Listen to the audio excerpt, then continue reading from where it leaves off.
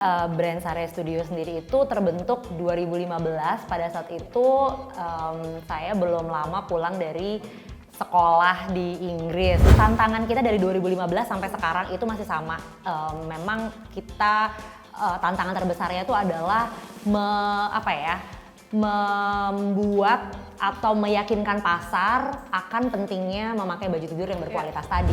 Kualitas yang bagus itu akan bicara dengan sendirinya. Artinya kalau orang itu, konsumen itu puas dengan kualitas yang kita tawarkan, mereka akan word of mouth, ngomong ke teman, ke saudara, ke sekitar gitu ya. Dan mereka juga akan datang ke kita terus gitu ya, maksudnya kayak repeat buying. Jadi memang buat kita sebenarnya kualitas adalah yang paling nomor satu tuh, itu kualitas, menjaga kualitas, menciptakan sesuatu yang berkualitas tinggi dan menjaga konsistensinya gitu. Oke.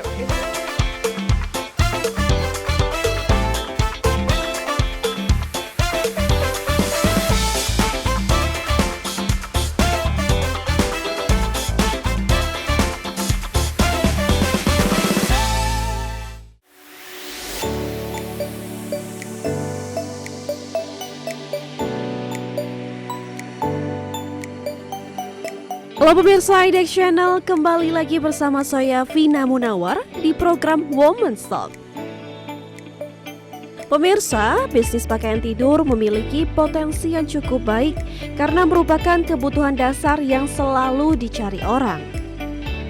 Pakaian tidur yang nyaman dan berkualitas dapat meningkatkan kualitas tidur seseorang, sehingga permintaan akan pakaian tidur berkualitas tinggi akan selalu ada. Nah, mengetahui apa yang menjadi kebutuhan masyarakat, Sare Studio hadir sebagai brand lokal Indonesia yang bergerak di fashion khusus pakaian tidur dengan berbagai desain modis dan bahan yang tentunya ramah lingkungan. Lantas, seperti apa potensi bisnis pakaian tidur di Indonesia? Yuk simak perbincangan inspiratif saya bersama dengan founder Sare Studio sekaligus conscious fashion content creator Cempaka Asriani hanya di Women's Talk.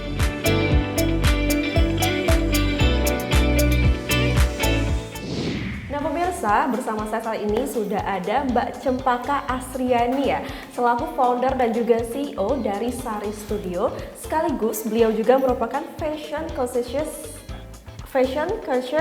content creator ya. Betul. Wow, menarik sekali ya. Dan juga tadi pas saya melihat ke depan baru masuk ke sini udah ada display baju-bajunya lucu-lucu sekali Mbak. Thank you, Ini makasih. brand dari Sare ya? Betul.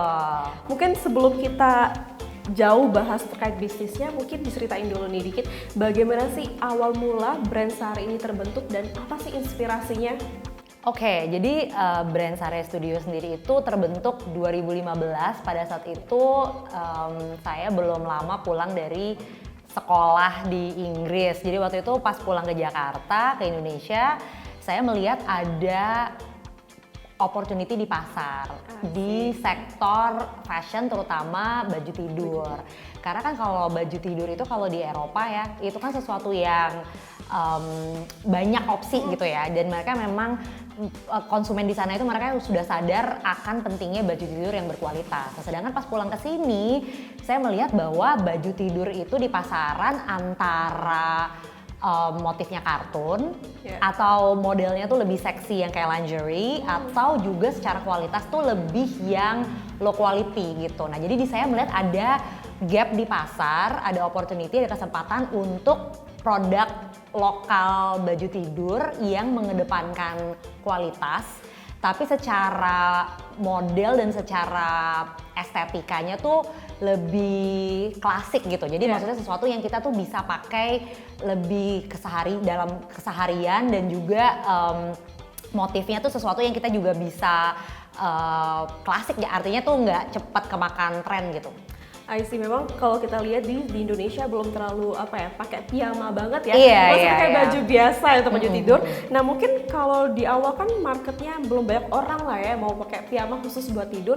Ada nggak sih Mbak tantangan yang dihadapi dalam membangun bisnis ini? Oke, tantangan kita dari 2015 sampai sekarang itu masih sama. Memang kita tantangan terbesarnya itu adalah membuat atau meyakinkan pasar akan pentingnya memakai baju tidur yang berkualitas tadi. Dan memang efek dari pakai baju tidur yang berkualitas itu secara nggak langsung akan punya efek ke tidur yang berkualitas juga gitu. Karena kan kita itu tinggal di daerah tropis yang udaranya itu misalnya lebih lembab dan gampang gerah gitu ya kalau malam. Dan baju tidur yang bahannya pas, yang cocok di negara tropis itu akan membantu meregulasi cuaca, suhu gitu ya, suhu di badan supaya kita tuh nggak gampang kepanasan dan nggak gampang kedinginan saat tidur. Nah, hal-hal semacam itu tuh, edukasi-edukasi seperti itu tuh yang menurut saya masih kurang di masyarakat. Jadi masyarakat tuh atau konsumen secara umum belum sepenuhnya paham akan pentingnya pakai baju tidur yang berkualitas tadi. Karena kan kita di Indonesia ini udah biasa kalau pakai baju tidur tuh baju seadanya aja gitu ya. Jadi kayak misalnya mungkin baju oleh-oleh atau kayak baju souvenir atau kayak goodie bag yang udah nggak kepake lagi, atau baju pergi yang udah belel gitu terus jadi turun kelas jadi baju tidur gitu. Padahal sebenarnya mungkin fungsinya memang tidak sesuai gitu. Jadi memang edukasi itu menjadi tantangan terbesar. Nah, tapi memang itu juga sesuatu yang kita secara konsisten jawab gitu ya.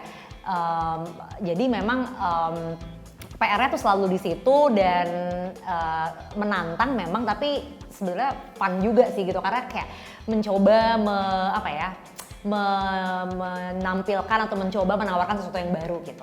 Tapi cara Sare Studio atau Sare Studio ya untuk menggait konsumen itu seperti apa sih Mbak?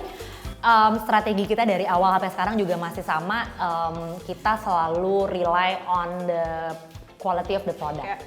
Karena kita percaya bahwa kualitas yang bagus itu akan bicara dengan sendirinya. Artinya kalau orang itu, konsumen itu puas dengan kualitas yang kita tawarkan, mereka akan word of mouth ngomong ke teman, ke saudara, ke sekitar gitu ya. Dan mereka juga akan datang ke kita terus gitu ya, maksudnya kayak repeat buying. Jadi memang buat kita sebenarnya kualitas adalah yang paling nomor satu tuh, itu kualitas, menjaga kualitas, menciptakan sesuatu yang berkualitas tinggi dan menjaga konsistensinya gitu. Oke, if we're talking about quality ya, apa sih Mbak pembeda Sare Studio sama brand-brand lainnya?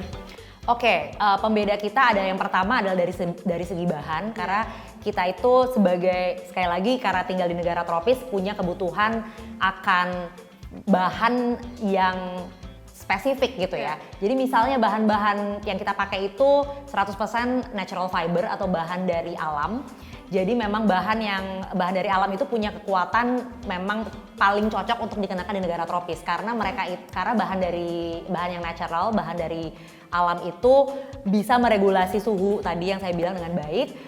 Artinya dia bisa menyerap keringat dan juga saat panas bisa juga mendinginkan kulit gitu ya. Dan mereka itu juga mudah terurai di tanah gitu ya. Jadi kalau kita mau biodegradable gitu istilahnya. Jadi di bahan, dan kedua adalah di motif. Jadi motifnya itu kita memang desain yang bisa dipakai untuk satu keluarga. Jadi kalau misalnya mau matching bapak, ibu, anak itu bisa. Udah gitu motifnya juga kita buat klasik, jadi supaya sesuatu yang bisa bertahan lama dari segi estetika gitu loh. Jadi nggak gampang nggak gampang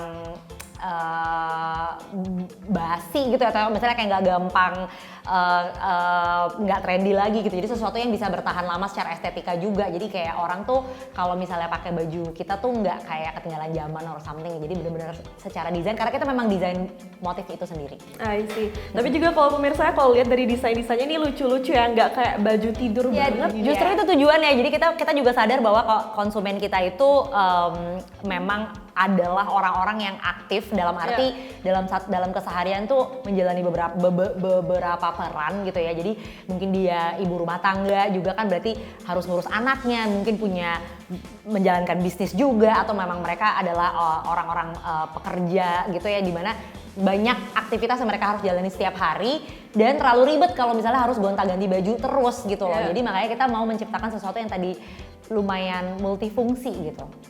Baik, kalau dari segi transaksi atau penjualan dari Sare Studio ini gimana Mbak? Jadi kita itu kan pas 2015 kita mulai bisnis itu tuh fase pertama ya, kita bilangnya fase fase introduction gitu istilahnya ya. Nah waktu pada saat itu memang salesnya masih bisa dibilang naik turun lah ya, nggak tentu gitu, tapi udah mulai terbentuk, ada traction, ada peminatnya gitu ya istilahnya. Nah masuklah ke fase 2 pada saat pandemi. Nah kita memang lumayan diuntungkan gitu ya. Itu lumayan blessing in disguise juga, karena pada saat pandemi itu kan semua orang harus di rumah kan, jadi otomatis kebutuhan akan baju rumahnya jadi meningkat. Nah ide bahwa di rumah itu pakai baju yang berkualitas itu jadi mudah diterima oleh pasar gitu, dan di fase 2 itu penjualannya meloncat atau meningkat dengan pesat, itu sampai hampir 400% Wow. dari yang fase tadi yang pertama. Dan nah cuma memang, dan karena kita memang bukan pemain baru pada saat itu, berarti itu kan pandemi itu 2020 ya, jadi kita udah di market sekitar 5 tahunan gitu ya, jadi kita memang cukup bisa menjawab kebutuhan pasarnya, jadi secara supply-nya kita juga bisa penuhi. Nah dari situ udah meningkat. Nah sekarang jadinya udah konstan di angka yang udah jauh dibanding yang fase pertama gitu, jadi sebenarnya sekarang kebutuhannya itu udah cukup tinggi dan lumayan konsisten di per bulannya sih. I see, berarti memang banyak ya peminatnya ya pemirsa ya. Tapi saya juga penasaran nih, dari sekian banyak desainnya mana nih yang jadi favorit Mbak? Tapi jangan jawab dulu, nanti kita kembali lagi bersama Woman Stocks lain nih pemirsa.